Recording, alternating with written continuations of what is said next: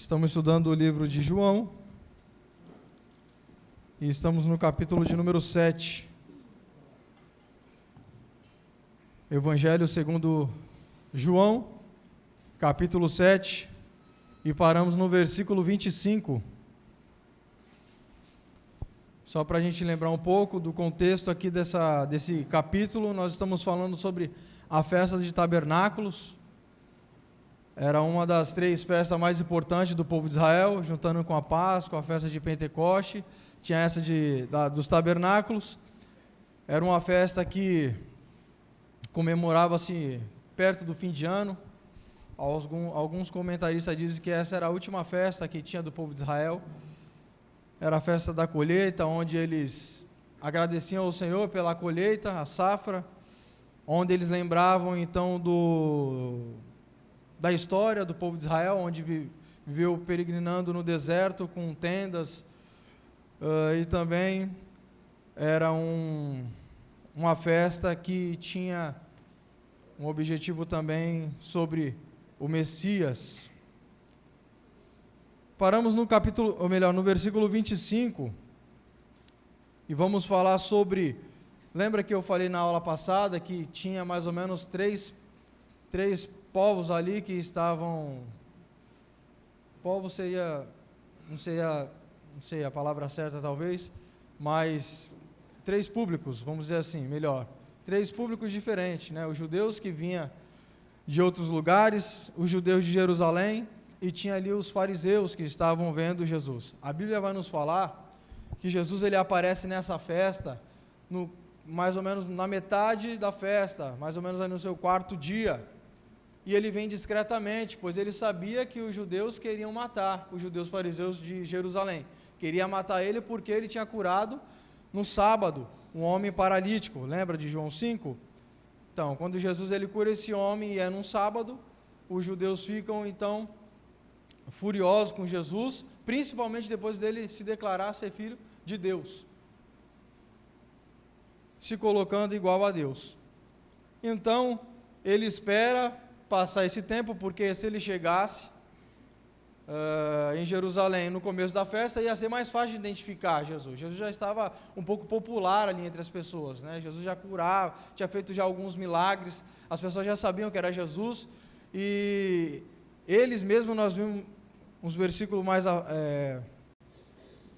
atrás, que nós estudamos, que os próprios judeus estavam procurando ver se Jesus tinha chego ou não, porque eles estavam preocupados, talvez, de Jesus fazer algum milagre e ele ser questionado, de Jesus expor ali o pecado deles, que Jesus geralmente, quando tinha um contato com os fariseus, Jesus acabava expondo alguns erros que eles estavam praticando. Então eles tinham essa preocupação. Chegamos no versículo 25, eu vou pedir para Tamires ler para mim, do 25 ao 36, para a gente poder dar continuidade aqui na leitura. Pode ler, Tamires, por favor. Diziam alguns de Jerusalém: não é este aquele a quem procuram matar? Eis que ele fala abertamente e nada lhe dizem. Porventura reconhecem verdadeiramente as autoridades que este é de fato Cristo? Nós, todavia, sabemos de onde este é. Quando, porém, vier o Cristo, ninguém saberá de onde ele é. Jesus, pois, enquanto ensinava no templo, clamou, dizendo: vós não somente me conheceis, mas também sabeis de onde eu sou. E não vim porque eu de mim mesmo quisesse, mas aquele que me enviou é verdadeiro, aquele a quem vós não conheceis. Eu o conheço, porque venho da parte dele e fui por ele enviado. Então, procuravam prendê-lo, mas ninguém lhe pôs a mão, porque ainda não era chegada a sua hora. E, contudo, muito de entre a multidão creram nele e diziam: quando vier o Cristo, fará porventura maiores sinais do que este homem tem feito? Os fariseus, ouvindo a multidão murmurar estas coisas a respeito dele, juntamente com os principais sacerdotes, enviaram guardas para o prenderem. Disse-lhe Jesus: ainda por um pouco de tempo estou convosco, e depois irei para junto daquele que me enviou. A vez de procurar-me, não me achareis, também aonde eu estou, vós não podeis ir. Disseram, pois, os judeus uns aos outros: para onde irá este que não o possamos achar? Irá porventura para a dispersão entre os gregos, com o fim de os ensinar? Que significa de fato o que ele diz: haveis de procurar-me, não me achareis, também aonde eu estou, vós não podeis ir? Obrigado. Então aqui você vê um dos públicos que estavam ouvindo Jesus, que eram os judeus de Jerusalém. Quando Jesus, uns versículos atrás, ele fala: vocês procuram me, por que vocês querem me matar? Aí lembra que tinha um público que eram os judeus de fora, falaram: você está louco? Você está endemoniado? Quem quer te matar? Eles não sabiam do trama que estava acontecendo ali em Jerusalém. Então eles falam: ninguém quer te matar, pelo contrário, eles estavam se maravilhando, estavam se alegrando. Mas Jesus sabia dos que estavam infiltrados ali. Então Jesus fala: por que vocês estão querendo me matar? Porque eu curei um homem no sábado. Então esses homens aqui no capítulo 25, ou melhor, no versículo 25, que estava infiltrado entre os judeus de fora, quando Jesus então fala que ele curou no sábado, aí eles lembraram, porque até então eles estavam procurando Jesus, os fariseus na realidade estavam procurando Jesus, os judeus de Jerusalém sabiam do que estava acontecendo, para você ver que aqui no versículo 25 ele fala: ó, diziam alguns de Jerusalém: não é este aquele a quem procuram matar? Os judeus de Jerusalém sabiam que os fariseus estavam querendo matar Jesus, porque ele estava como se uma espécie de blasfema, falando que ele era filho de Deus, o próprio Deus, se igualando igual a Deus. E os judeus entenderam aqui o que Jesus estava querendo dizer. Não era apenas um servo, um simples servo, mas não, ele estava falando que ele era o próprio Filho de Deus, o que desceu do céu. Aí Jesus então começa a pregar, eles falam: poxa, não é esse homem que eles estão procurando matar? Agora ele está pregando publicamente. Será que os principais de Jerusalém já aceitou ele, já concordou que realmente ele é o Filho de Deus, ele é o Messias? Interessante que tem aqui uma dúvida entre os judeus, né? Jesus ele vai para o templo no quarto dia, e ele começa então a pregar, e eles ficam maravilhados, porque eles falam: como que esse homem fala tantas coisas, sem ter estudado, ele nem se formou, nem na escola dos fariseus ele participou, ele não tem estudo, da onde que ele tira todo esse conhecimento? Só um detalhe para a gente se atentar aqui, irmãos: os judeus, e Jesus ele deixa bem claro, se você ler o versículo do 15 ali ao 16, que vai falar assim, ó: então os judeus se maravilhavam e diziam: como sabe este letras sem ter estudado? Respondeu Jesus: o meu ensino não é meu, e sim daquele que me enviou. Se alguém quiser fazer a vontade dele, conhecerá a respeito da doutrina, se ela é de Deus ou se falo por mim mesmo. Então Jesus está falando: ó, se você realmente quer fazer a vontade de Deus, se o intuito de vocês é realmente agradar a Deus, você vai ver que mesmo eu não tendo esse diploma que vocês acham que é importante, de ter estudado na escola dos fariseus, na escola aí dos líderes de Israel, você vai ver que o ensino que eu falo é do próprio Deus. Você vai ver que eu não estou falando nada sobre mim, eu não estou me impulsionando, não estou querendo crescer em cima de um ensinamento. Muito pelo contrário. Quem prega e fala de si mesmo, ele só quer se não se promover. Mas eu não falo sobre mim, eu estou falando das coisas de Deus.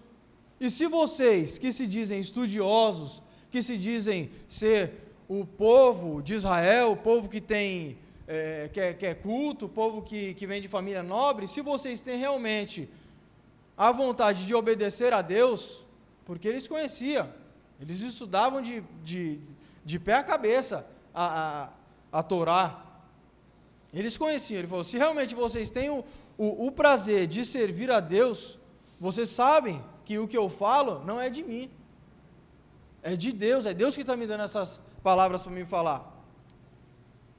Então, o que os judeus fariseus tinham contra Jesus? Porque, poxa, Se Jesus fala para ele que ele curou no sábado, isso foi a questão deles ficarem então com raiva de Jesus, criar um sentimento de ódio sobre Jesus porque ele fez isso. Fala, poxa, mas se cai a circuncisão no sábado, vocês também não faz? E que diferença faz você purificar um homem ali e eu ter purificado outro homem? Não é a mesma coisa? Eu não ganhei recursos financeiros de nada. Porque até então, seria esse o problema, de você trabalhar no sábado. Mas se você não está trabalhando, você não está ganhando nenhum recurso financeiro, você está apenas ajudando o próximo. Que mal tem nisso? Então, você vê que o que promovia esse ódio dos judeus para contra a vida de Jesus era os ciúmes, inveja. Os fariseus tinham inveja de Jesus. Você imagina que os fariseus, ele era da mais alta classe da sociedade ali, vivia em Jerusalém. Aí vem um homem de Nazaré, né? Um vilarejo pequeno, onde não tem nenhuma credibilidade. Você vê que quando eles vão falar de Nazaré, da Galiléia, fala, pode vir alguma coisa boa de lá? Vem alguma coisa de lá? Tem alguém que... Já surgiu algum profeta de lá? Não surgiu. Então eles falam, como pode um homem de classe baixa, sem conhecimento, sem estudo, ter esse conhecimento? Como pode esse homem adquirir essa quantidade de seguidores? Jesus estava ficando popular já, as pessoas estavam seguindo Jesus. Jesus estava ganhando mais discípulos do que eles ficaram preocupados com isso. Aí misturava com Jesus falar que era o próprio Filho de Deus, então já isso para os judeus já era uma blasfêmia, fez aquela bola de neve e isso só foi aumentando cada vez mais o ódio dos judeus para com Jesus. Então Jesus, ele ensinava no templo, aí os fariseus falavam, não é esse que eles estão procurando matar? Mas poxa, será que eles já aceitaram ele? Será que eles já creram que ele é o Filho de Deus? Ele é o Messias? Que ele está pregando publicamente? Jesus muito sábio, porque no meio da festa já não tinha como mais os judeus arquitetar alguma coisa, as pessoas já tinham visto Jesus. Jesus começou a pregar ali, e Jesus fala que o ensinamento que ele dava não era dele, era do próprio Deus. Jesus fala, se vocês querem fazer algum julgamento, que o julgamento de vocês seja justo. Vê que o que eu falo não vem de mim, é do próprio Deus. Vocês estão vindo contra mim, não pelo meu ensinamento, mas pelo quem eu sou. Esse era o problema. Não era pelo que Jesus falava, porque o que Jesus falava era da parte de Deus. E ele falava tudo que estava nas Escrituras. Mas quando você quer atacar uma pessoa e você não tem argumento sobre o que essa pessoa ela fala, você começa então a apontar da onde a pessoa veio, a origem dela. Você começa a apontar outras coisas para você tentar abafar essa pessoa, para essa pessoa não brilhar.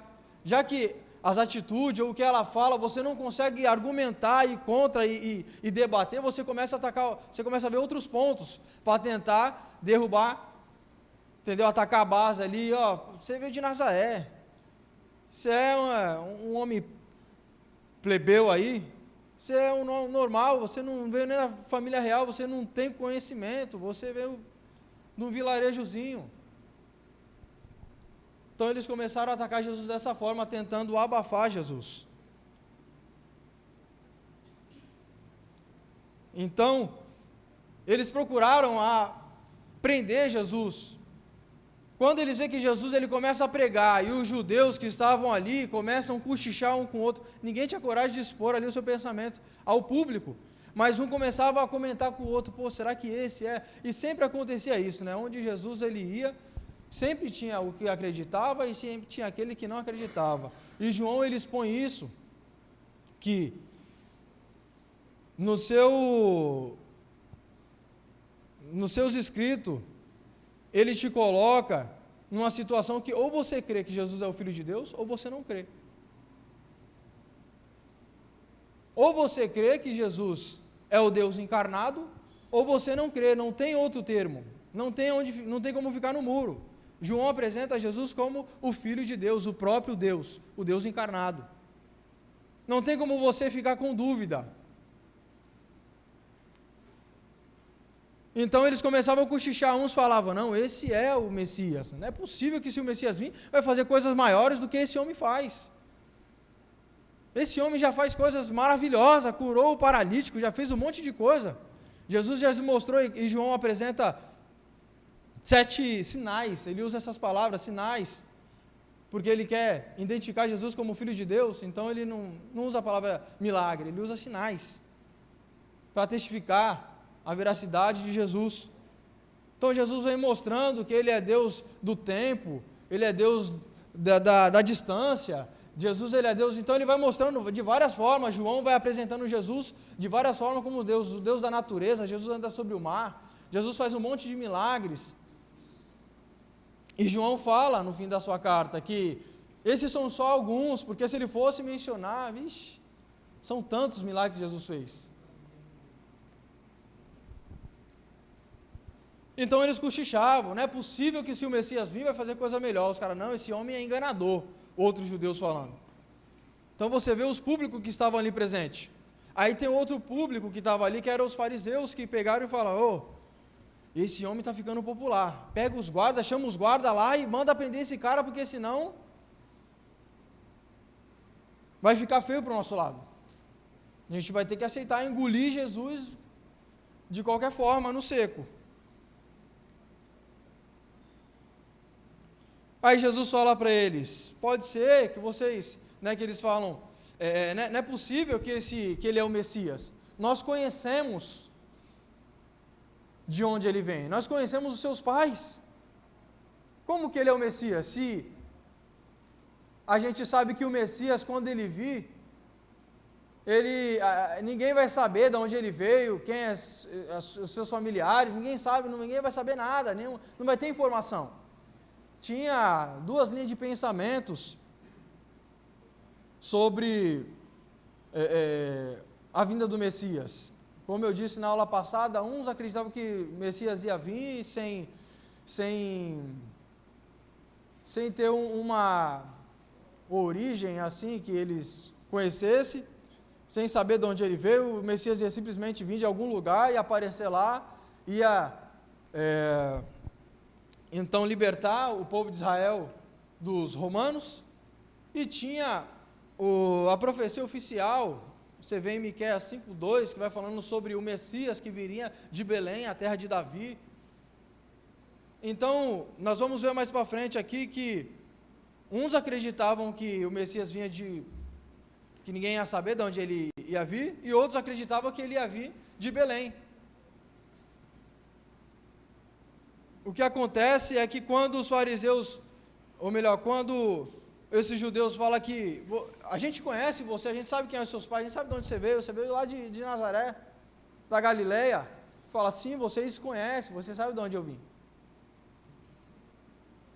Mas vocês podem até me prender, mas vai ser por pouco tempo, porque para onde eu vou vocês não podem ir, vocês não vão conseguir me segurar.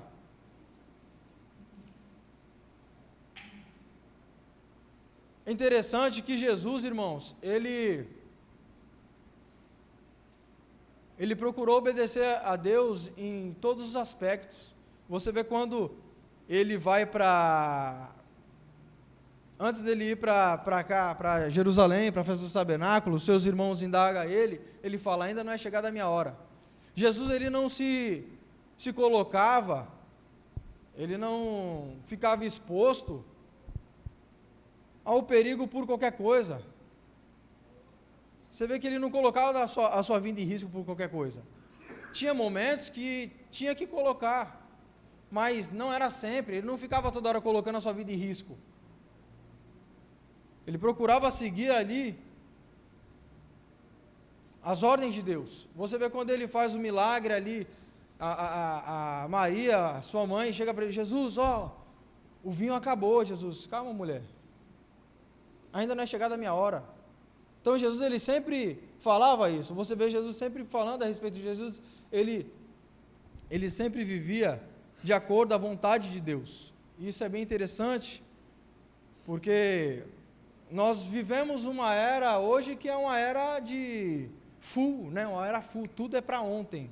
Vou pedir um negócio, perde lá e tem que chegar amanhã, porque se não chegar amanhã, já para mim não serve. Tem que ser rápido, você vê o fast food, né? Você vê tantas coisas, tem que ser para ontem, tem que ser rápido, é pastel, botou, saiu, já serve, pronto. Ninguém quer mais esperar, ninguém tem mais paciência para nada, não é verdade? Todo mundo está muito acelerado, está correndo, e a gente vive nessa correria doida, ninguém tem tempo mais para nada, e o tempo parece que a gente costuma dizer, né? Nossa, quando era pequeno era mais tranquilo, hoje está tão corrido o tempo. Não, na realidade, o tempo não mudou, na realidade tudo está cheio de tarefa, então parece que é mais corrido, mas o tempo é o mesmo. Então Jesus, ele procurava sempre, orientado por Deus, fazer as coisas na hora certa, no momento certo, ele não se colocava a um perigo por qualquer coisa. Nós devemos também, irmãos, pensar nisso, porque chegou aqui um momento que Jesus, ele tinha que ir lá para o templo poder pregar a palavra, e ali ele acabou ficando exposto, mas era o momento certo. Mas se ele fosse no início, ele poderia morrer. Um exemplo que eu dou para vocês, se você está num morro, e você fica ali num precipício, perto de cair, você está colocando a sua vida em risco à toa. Não tem necessidade disso. Agora, se teu filho está ali, se a tua esposa está ali, aí não tem para onde correr, irmão. Tu vai ter que colocar a sua vida em risco para poder salvar eles. Essa é mais ou menos a situação de você pôr a sua vida em risco quando há necessidade. Quando não há, não faça isso. O próprio Satanás, quando leva Jesus para o pico do templo, ele fala, lança-te daqui. Jesus fala, não. O Senhor vai mandar ordem aos seus anjos para vir te pegar. Ele fala, não posso fazer isso, porque não vou tentar o Senhor meu Deus, sem necessidade.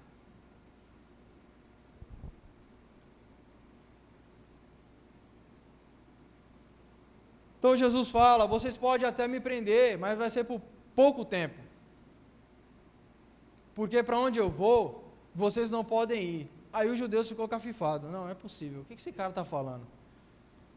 O que esse Jesus está falando? Porque Jesus falava, os judeus não entendiam nada.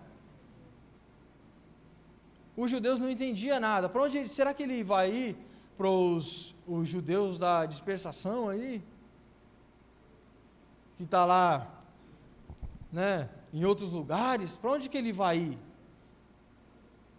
Que a gente não pode ir. Não estou entendendo. Aí a Bíblia vai dar um salto dali mais ou menos da metade da festa para o final já. Lê para mim, Tamires, do 37 ao 44.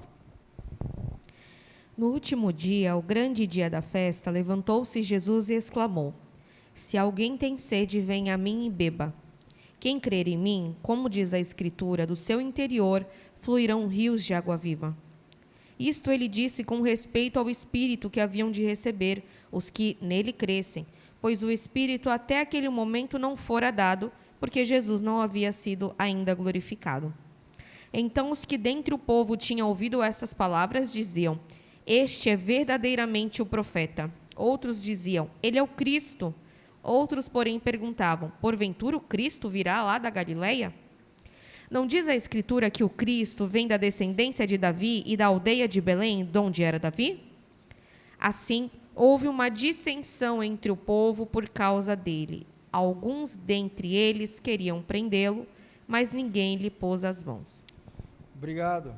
Então você vê que dá um salto aqui, João, do meio da festa para o final. Ele fala no último dia da festa, e essa festa dos tabernáculos, como a gente vê aqui em João 7, o povo de Israel, nós já comentamos sobre isso, o povo de Israel, eles faziam cabanas, vinham de todo lugar e se juntava, se concentrava ali em Jerusalém, faziam cabanas e colocava luzes, tal, e aquela festa, né, comiam ali, para poder lembrar então do momento que o povo de Israel passou ali no deserto. E a Bíblia fala que a festa durava em cerca de 7 dias, e durante esses 7 dias o sumo sacerdote, ele tinha um ritual de pegar então um vaso de ouro e até o tanque de Siloé, pegava água e derramava no altar sobre o sacrifício, lembrando toda a história do povo de Israel, quando o povo de Israel estava com sede ali no deserto, né? E o Senhor proveu água, e o Senhor é o Deus da provisão, onde provia as coisas para eles. Então tinha todo esse ritual, e no 7º dia, que seria o último dia da festa, esse ritual ele era feito 7 vezes. Então 7 vezes o sumo sacerdote ele ia lá e jogava água sobre o altar, sobre o sacrifício, e esse ato também tinha uma visão profética sobre o Messias, que também viria e traria, e saciaria a sede deles, ia trazer bênçãos. Esse ritual, ele era também olhado de uma forma que o Senhor ia abençoar, derramando chuva sobre Israel, e eles iam ter as plantações deles férteis. Então tinha todo esse ritual, tinha todo esse contexto aqui dessa festa, né? Então tinha esses significado, esse ritual todo.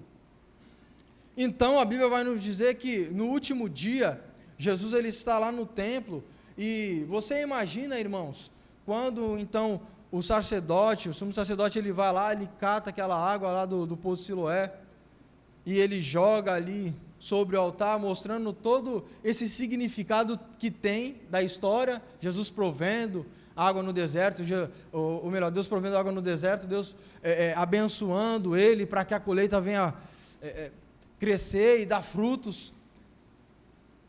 Aí Jesus levanta no templo, no meio desse ritual ele fala: ei, quem tem sede, venha a mim e beba.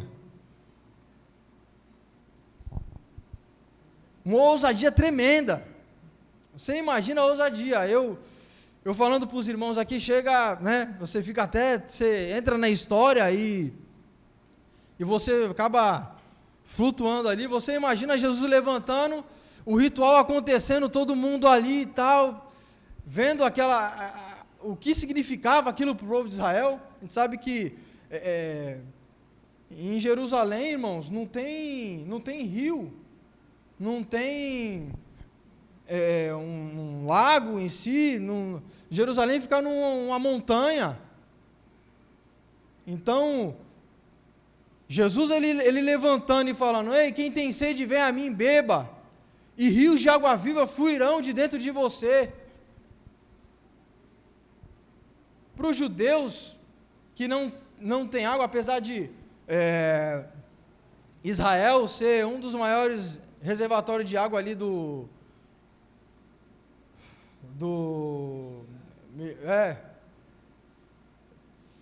Oriente Médio ali, que é o lago da Galileia, mas só que ali em Jerusalém eles não têm nada. Aí Jesus levanta, fala isso, e esse convite de Jesus, quando ele levanta, ele fala: quem tem sede, vem a mim e beba. Jesus, ele está convidando o povo, Jesus ele está te convidando, Jesus está me convidando. Quem tem sede, vem a mim e beba. E é interessante porque você vê como parece que é mais interessante para Jesus de nós beber dessa água dele do que a gente tem interesse nisso. Porque é o normal, quando você tem sede, você gritar: estou com sede, alguém me dá um copo de água, por favor, me dá um copo de água, eu estou com sede. Você identifica isso. Agora a água não fala para você: ó, me bebe. Você pede água, não é água que pede para você beber. Mas Jesus fala, quem tem sede, Ele te chama para um contato com Ele mais próximo. Quem tem sede, vem a mim e beba. Eu sou a água viva, a água que o Senhor providenciou lá no deserto para o povo de Israel. Essa água sou eu que vou saciar essa sede de vocês. Eu sou a água viva. É a segunda vez que Jesus ele usa o exemplo de água. A primeira foi ali com a mulher samaritana. Jesus ele fala, eu sou a água viva. Se você pedir água, se você soubesse que te pede água, você pediria, eu te daria água viva. E Jesus fala mais uma vez aqui.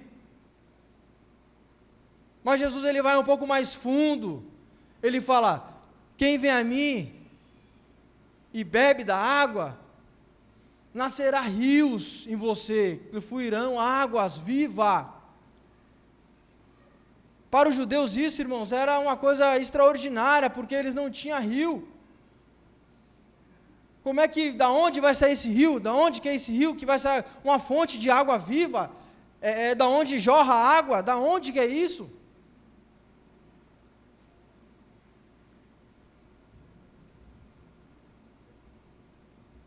Rios de água viva.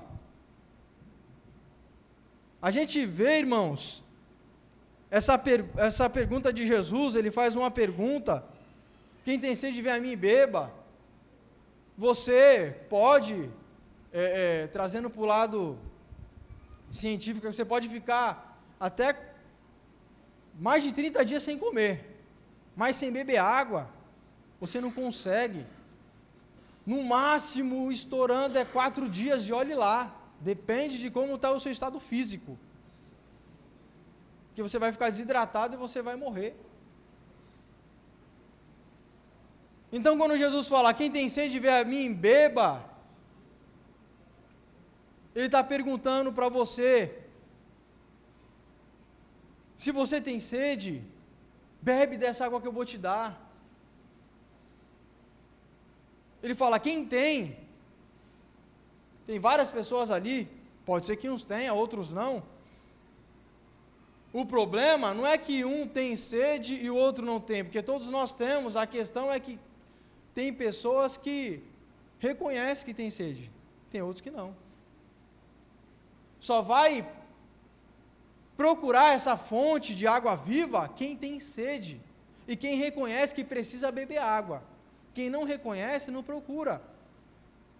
Trazendo para o lado espiritual, só procura Jesus quem realmente reconhece que é pecador, que precisa da misericórdia de Jesus. Porque sem a misericórdia de Jesus, você não vai chegar a lugar algum. Então você primeiramente tem que reconhecer. Jesus ele fala, quem tem sede? Ele está pedindo para você reconhecer. Se você consegue reconhecer que você necessita, e só alcança essa fonte quem realmente reconhece. Se você não reconhecer, você não precisa. Eu não preciso disso. Mas quando você tem a consciência que você precisa, você necessita dessa água, você corre e você bebe. E você tem essa aproximação com Jesus. Você vai até Jesus, você tem um contato mais íntimo com Ele. E rios de água viva fluirão de dentro de você. É muito interessante para o povo de Israel ter ali uma cisterna, uma caixa d'água, alguma coisa que eles conseguem reservar água ali para eles beber. Show de bola. Para eles é muito bom. Para você ver que ele foi lá na fonte de Siloé para pegar água. Mas uma água parada, ela cria lodo. Uma água parada, ela fica com lodo, com sujeira, ela acaba ficando não tão potável. Mas Jesus fala, rios de águas vivas fluirão de dentro de você. Ou seja, o que Jesus está dizendo, que quem tem sede vai vir a mim, vai beber dessa água viva, você vai sair dessa vida de você viver todo dia a mesma coisa, todo dia o mesmo problema, as mesmas dificuldades, aquela vida sempre, sabe, rotineira que te cansa e te cansa e te cansa. Jesus, ele quer te dar novidade de vida. Jesus, ele quer te dar uma vida de novidade. Todo dia é uma novidade. Jesus, ele quer te dar uma vida de pureza. Ele quer te limpar. Pode falar, irmão. Tem um aspecto aí que é muito importante que a gente pode passar. Você conduziu o assunto até aqui falando sobre a controvérsia que havia entre reconhecer Jesus ou não. E o fato dele usar essa expressão a respeito daqueles que beberem dele, porque ele é fonte de água viva, é óbvio que a gente consegue reconhecer a diferença, a figura entre um lago de água parada e uma fonte de água viva, uma fonte de onde flui água. Mas a razão pela qual Jesus está falando isso para Israel é justamente para tratar dessa controvérsia. Porque dois profetas falaram sobre os dias do Messias, em que do templo fluiria um veio de água, e que esse veio se tornaria um rio tão grande, e que essas águas seriam capazes de chegar ao Mar Morto e converter as águas mortas em vinho. Esse aqui é o capítulo 37, a partir do verso 1. Depois, Zacarias vai utilizar a mesma figura, falando sobre os dias do Messias, em que o povo seria saciado por uma fonte de águas vivas, e este se converteria em rei sobre Israel. Então, a razão dele tocar nesse assunto é se dar a conhecer de que realmente vocês estão diante do Messias e rei. E se nós perdermos de vista essa parte da lição de Jesus, a ideia de ele ser fonte de águas vivas se torna apenas uma lição subjetiva. Mas a razão pela qual está dizendo isso é por causa da controvérsia, para ele se dar a conhecer aos seus. Sim, sim. Porque para os judeus era muito importante a água, né? Tinha todo esse problema de deserto e tal, que o povo de Israel estava, onde ele estava situado ali, tinha toda essa seca. Então, juntando com isso que o nosso irmão comentou, falando sobre esse rio, que ele se juntaria com o Mar Morto e viria ser esse rio vivo, não ia ser mais uma água parada, mas agora uma água corrente, mostrando ser a provisão. Os judeus queriam a provisão de Deus, queria o Messias, queria o Salvador, queria alguém que saciava essa sede que eles tinham, mas era uma sede espiritual, mas só que infelizmente eles não reconheciam Jesus como essa fonte, por tudo aquilo que a gente já falou. E Jesus fala que quem crê, quem beber dessa fonte, ele não vai ter sede. Ele fala: quem crê em mim, como diz as Escrituras, rios de águas vivas fluirão de dentro de você. Quando Jesus ele menciona quem crê em mim, e crença em Jesus, nós temos várias por aí, né? Hoje em dia o que mais tem são religiões, são denominações, vários aspectos, várias linhas de pensamento, de filosofia que creem em Jesus. E cada um tem o seu pensamento, cada um tem a sua teoria, cada um tem o seu modo de pensar, mas a Bíblia ela tem uma interpretação própria. A Bíblia não é cada um lê e entende da forma que quer e assim passa para frente. A Bíblia ela é uma carta feita para os cristãos, para o povo de Deus, onde mostra tanto o início de como tudo começou, e vai chegando até a era dos apóstolos, e assim nos mostra, e o cânone das Escrituras então se fecha, e a gente tem a profecia de Deus aqui, prontinha para nós. Nós sabemos o que Deus quer através da palavra dele. Então, várias linhas de pensamento tem, cada um crê em Jesus da forma que quer, mas Jesus fala, quem crê em mim, segundo as Escrituras, não é segundo o que convém para você, porque às vezes a gente lê a palavra, e a gente pega aquilo que convém para nós, e a gente aplica, o que não convém a gente deixa de lado. E assim é onde que vai surgindo um monte de denominação, assim onde vai surgindo um monte de linha de pensamento, né, seitas que vai surgindo por aí, porque cada um tem a sua interpretação própria, e deixa de lado aquilo que realmente Deus quer. Aí você tem a igreja que é de quem quer surfar, a igreja de quem é do rock, a igreja de quem é disso, a igreja de quem é aquilo, sendo que tem a igreja que é a igreja da Bíblia.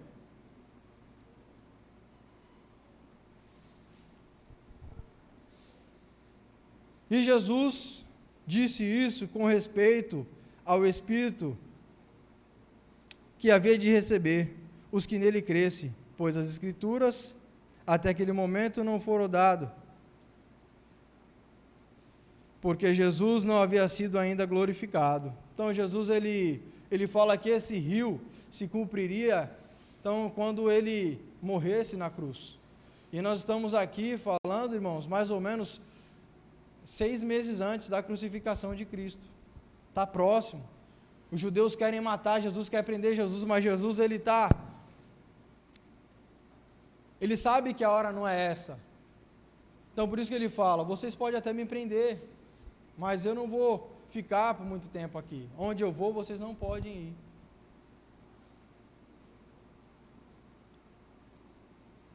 Então essa promessa que Jesus fala aqui, rios, ele vai fluir dentro de você, águas vivas, seria o Espírito Santo isso nas nossas vidas, né? Seria então a gente receber a promessa, e a Bíblia fala que o Espírito ainda não veio porque era necessário que Jesus ele fosse para que o Espírito viesse, e então ele ia cumprir o seu papel. É o que acontece ali em Atos 2. E você imagina, irmãos, que uma das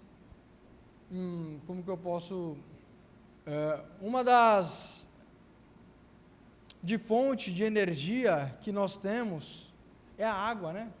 A gente tem vento, tem a água, hoje tem energia solar.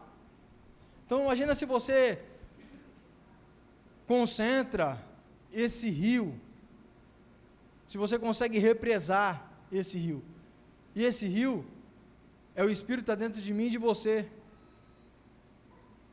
Você tem ali uma fonte de energia, e essa energia vai te fazer, irmãos, transmitir luz para as pessoas.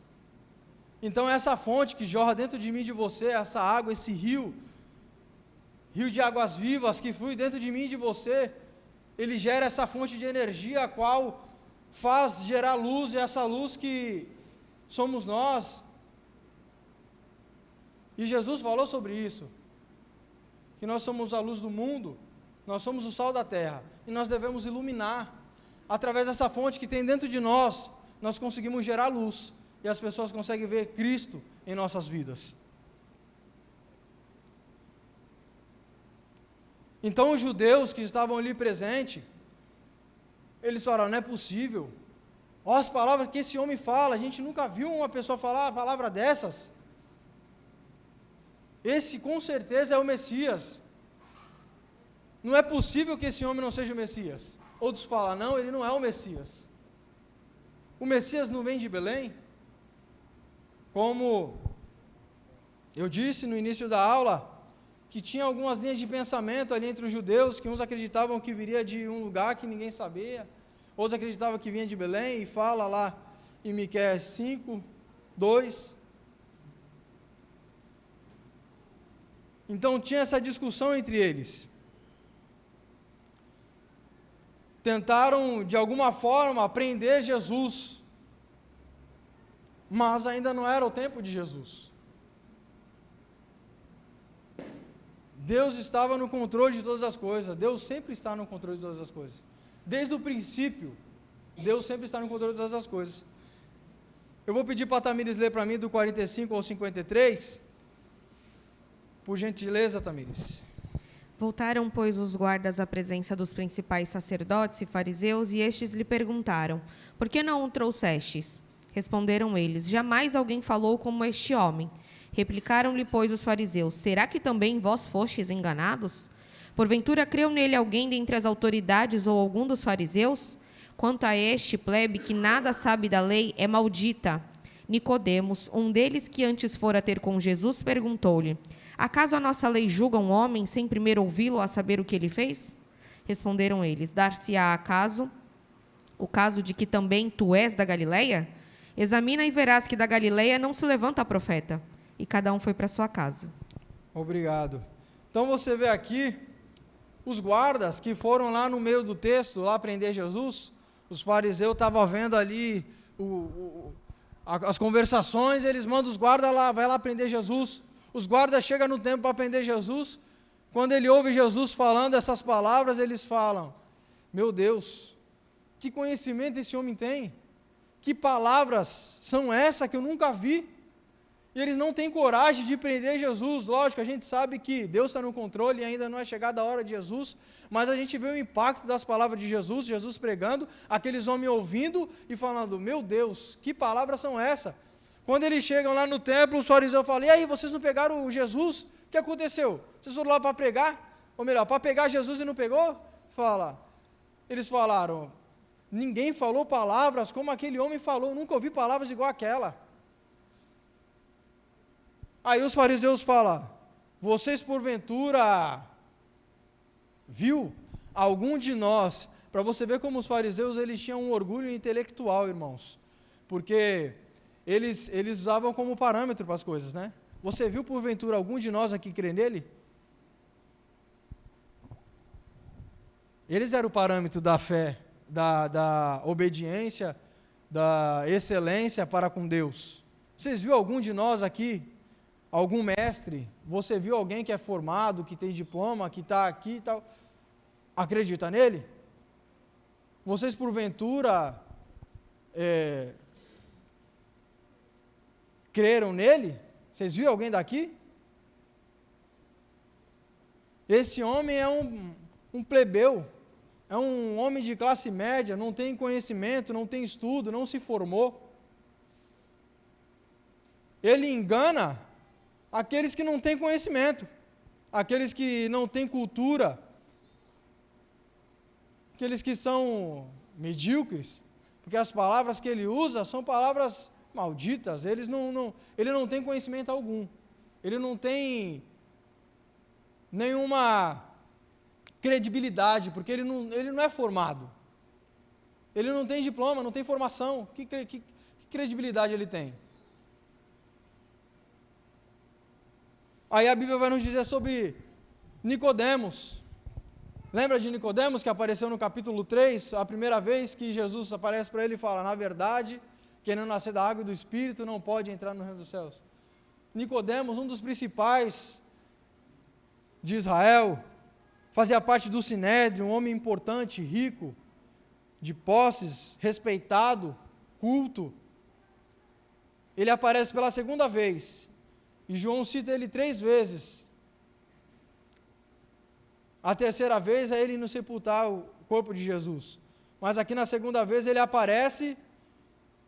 Ele tinha tido esse encontro com Jesus. É o primeiro encontro que ele tem com Jesus. Ele fala: mestre, ninguém pode fazer essas coisas se Deus não for com ele. Eu sei que tu és mestre porque você faz coisas grandiosas. Nicodemos reconheceu sendo mestre. Ele não julgou Jesus pela aparência, mas sim pelo conteúdo que Jesus ensinava, pelos milagres que Jesus fazia. Então ele aparece aqui e você vê já a palavra germinando nele, porque até então Nicodemos ele está aqui como um agente secreto, né? Ele ainda está ali, a palavra está germinando, Jesus plantou ali a palavra nele, ele ainda está relutando porque tem muitas coisas. Você imagina lutar contra o sistema. Hoje em dia é mais fácil, nós temos a escola da Bíblia, né? Trabalhamos com a escola da Bíblia. Hoje em dia é mais fácil você ensinar a palavra para alguém que é cru, não tem conhecimento algum, que não vem de nenhuma religião, do que alguém que é religioso. Porque para você trabalhar, ele tem muito costume, muitas coisas que precisa ser desprendida para poder aprender a palavra, senão ele não se solta. É a dificuldade que nós mais temos, é essa. Entendeu? Então, Nicodemos, ele reconhece a palavra que Jesus soltou, está germinando no coração de Nicodemos. Então, Nicodemos, ele aparece ali no meio da conversa, ele fala, obrigado, irmão. Por acaso, a gente pode julgar alguém sem antes ouvir? Sem antes ter uma defesa? Aí os fariseus zombam de Nicodemos também, né? Ô Nicodemos, tu também é da Galileia? Aí como Nicodemos é mais culto, é um cara que está no nível deles ali, eles falaram assim, é só você examinar a escritura, você vai ver que ninguém veio da Galileia, não tem profeta, não tem. Esse era o preconceito intelectual que os judeus tinham, que os fariseus tinham ali para com Jesus. Porque Jesus não tinha um diploma, não tinha para eles estudado na escola deles, então não servia. Ele podia ter estudado, ter diploma, saber, fazer tudo errado, como eles faziam. Por isso que Jesus falava, vocês são um sepulcro caiado, é bonitinho por fora, mas por dentro vocês são podres. Mas a real mudança que tinha que haver dentro deles não havia. Jesus fala, se vocês querem julgar, quer ser juiz, julga justo. Não julga pela aparência. Não julga por eu ser talvez de uma origem humilde, por eu ser pobre. Julga o conteúdo que eu falo. Se vocês obedecem a Deus, vocês vão ver que o que eu falo está nas Escrituras. Eu falo o que vem da parte de Deus. E todos foram para a sua casa, depois de ter tido todo esse embate ali com Jesus, esse diálogo todo ali com Jesus. Como eu disse, Jesus aqui não faz nenhum milagre, é apenas discurso de Jesus e debate com os fariseus ali.